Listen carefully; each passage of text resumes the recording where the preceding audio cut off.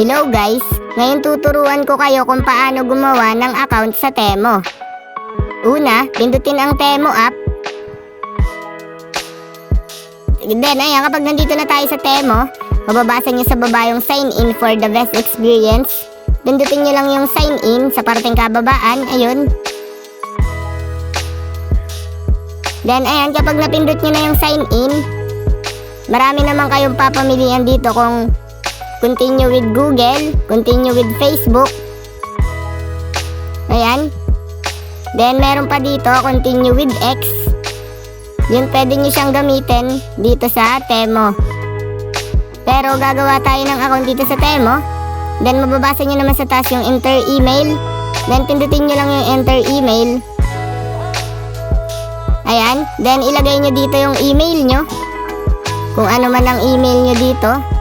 Kung ano man ang email nyo na ginagamit nyo. Ayan, itatype ko lang dito yung email ko. Then, kapag nalagay nyo na dito yung email nyo, then, i-click nyo naman yung continue. Mababasa nyo naman yung kulay orange. Ayan, then, kapag napindot nyo na yung continue, yan, create your account. Maglalagay naman tayo dito ng password natin dito sa Temo. Yan, i-type nyo lang dito yung password natin sa Temo. Kung anong gusto nyong gawing password. Minimum 8 characters required nga pala. Sabi daw ng Temo. Yan. Ayan. Password is strong. Then, okay, check natin. Then, ayan. Unlock your exclusive deals. Exclusive coupons, amazing discounts, then special promotions. Ayun. Then, okay. Pindutin nyo lang yung okay. Mababasa nyo naman yung kulay orange. Nasa party siyang kababaan. Ayun.